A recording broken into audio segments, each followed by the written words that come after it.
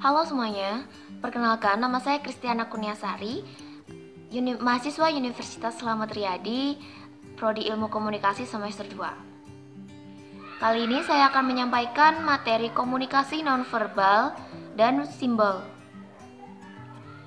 Komunikasi nonverbal adalah proses menyampaikan pesan tanpa menggunakan kata-kata, baik tertulis maupun lisan. Contoh penggunaan komunikasi nonverbal ini seperti ekspresi wajah, gerak tangan, bahasa tubuh, serta kontak mata. Untuk jenis-jenis komunikasi nonverbal antara lain komunikasi objek, contohnya pakaian. Orang-orang lebih menyukai orang lain dengan cara berpakaiannya yang menarik. Jenis yang kedua adalah kinesik atau gerakan tubuh, yakni pada saat kita berkata ya, otomatis kita akan mengangguk. Kemudian jenis yang ketiga adalah haptik atau sentuhan, misalnya bersalaman, berpelukan, mengelus-elus kepala, dan berciuman.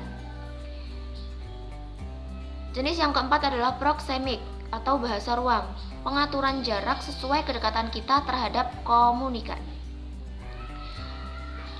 Berikutnya adalah kronemik atau penggunaan waktu dalam berkomunikasi, dan yang terakhir adalah paralinguistik atau vokalis, pengaturan nada, intonasi, artikulasi, dan sebagainya. Berikutnya adalah fungsi komunikasi nonverbal. Fungsi yang pertama antara lain repetisi. Komunikasi nonverbal juga bisa mengulangi perilaku verbal. Misalnya, menggelengkan kepala pada saat kita berkata tidak. Fungsi berikutnya, substitusi. Komunikasi nonverbal dapat menggantikan komunikasi verbal.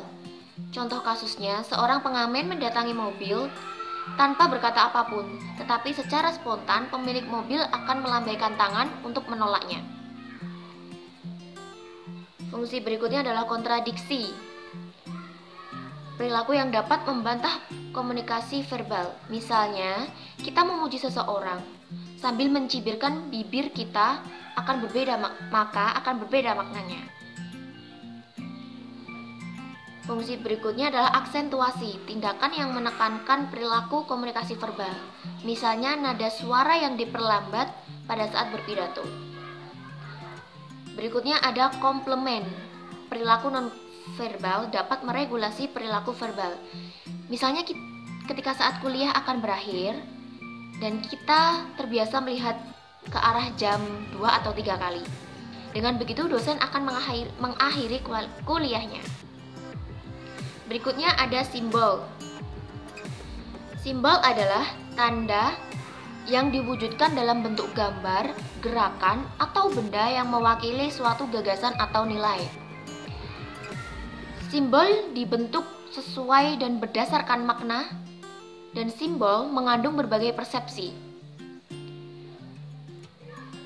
Jenis-jenis simbol ataupun lambang antara lain simbol gerak, simbol suara, simbol gambar, warna, bahasa, dan huruf.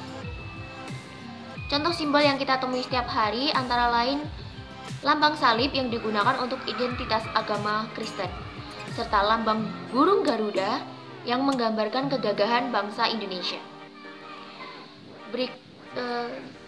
Sekian materi yang dapat saya sampaikan, dan terima kasih.